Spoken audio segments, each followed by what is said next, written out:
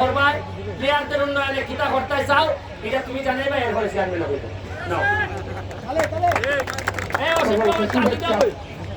আসলে এখন কাজ করার সুযোগ হয়েছে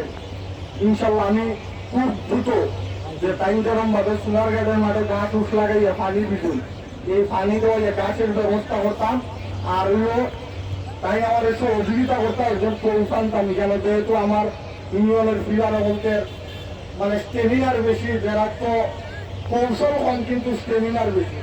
আর আমরা অনেক অপারগতা এইখানে ফুটবলের মতো আমার গুলা আছে গুলারে বুট কিনে যায় না আলগুলো বিমল হচ্ছে দেড় বুটটা তুমি আলগুলায় কিনে দেও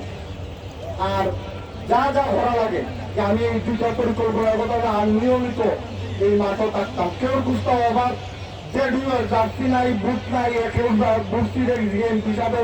আইবার আগে দাঁড়া যাইবার আগে আমি এটা বুঝিয়ে দিতাম খেলা আরম্ভ হয়েছে বুঝো না তো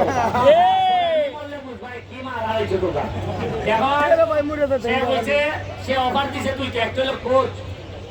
কোচ যেটা লাগে এটা দিব সে পুরটা আমি দেখাইছি এর বড় যেটা লাগে নতুন ফুলা বান ওই যে উঠতে আছে এরা গেলে এরার যেটা লাগে তুমি এরার দিবাই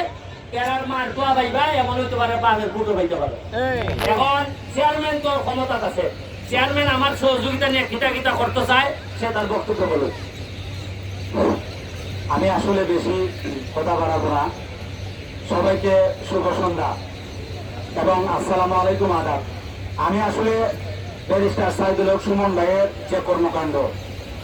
উনি যেভাবে এই কর্মকাণ্ডকে এগিয়ে নিয়ে যাচ্ছেন আমাদের চুনারুঘাটের বিভিন্ন সেক্টরকে উন্নীতকরণে আমি সেই উন্নীতকরণের জায়গা থেকে উনি যেভাবে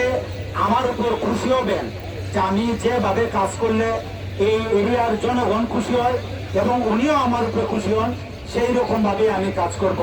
আজকে থেকে আমি আপনাদের সামনে একটি ওয়াদাবদ্ধ যে আমার ইউনিয়নের কোনো খেলাধুলার ব্যাপারে আর কোনো কার্পণ্যতা করা যাবে না আমি আমার পরিসরটা ব্যক্তিগত তরফ থেকে খেলাধুলার যত সরঞ্জাম মাঠের পরিচর্যা কোচের ব্যবস্থা খেলার মান উন্নয়নে যত ধরনের বিষয় আছে সবগুলো আমি ইনশাল্লাহ আমার চেয়ারম্যানের জায়গা থেকে আমি দেখব কারণ আমাকেও আপনারা বিপুল ভোটে চেয়ারম্যান বানিয়েছেন আর বিশেষ করে আমি ব্যারিস্টার সাইদুল হক সুমন ভাইকে অনুরোধ করব আপনি একটু আগে খেলার মাঠে বলেছিলেন যে এখানে একটা খেলার আয়োজন করার জন্য আমি বিশ্বাস করি বাংলাদেশের সকল খেলার যে আলোড়ন ফোকাস ইতিমধ্যেই কিন্তু উনি দিয়েছেন আমরা এই চাঁদপুর মাঠে এক সময় বিশাল ফুটবল টুর্নামেন্ট হয়েছিল আন্তঃবাগান ফুটবল টুর্নামেন্ট আমি আশা করব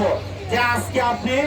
এই মাঠে আন্তঃবাগান ফুটবলের একটি ঘোষণা দিবেন আর এই টুর্নামেন্টকে সফল এবং সার্থকভাবে শেষ করার জন্য যত ধরনের সুযোগ সুবিধা সেবা দেওয়া লাগে আমরা দিব তো পরিশেষে আমার চাঁদপুর বাগানবাসী সহ লস্করপুর বেগম খান সহ সকলকে ধন্যবাদ জানিয়ে আমি আমার বক্তব্য এখানে শেষ করলাম ধন্যবাদ সবাইকে ঠিক আছে দুইজনের বক্তব্য দিল আমি আপনাদের এই টুর্নামেন্টের জন্য যে টুর্নামেন্ট আয়োজন করতে শুরু হল আর এবার বাস্তর হল হ্যাঁ তোমাদের এই টুর্নামেন্ট আয়োজনের জন্য আমি টুর্নামেন্ট যেদিন শুরু করবাই টুর্নামেন্ট আয়োজনের জন্য 1 লক্ষ টাকা আমি দিলাম তোমাদেরকে 1 লাখ টাকা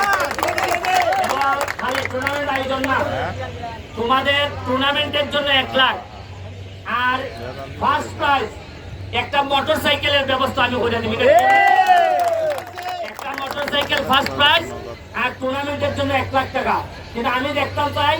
বাংলাদেশের মধ্যে একটা বড় টুর্নামেন্ট এখানে হয়ে যায় ঠিক আছে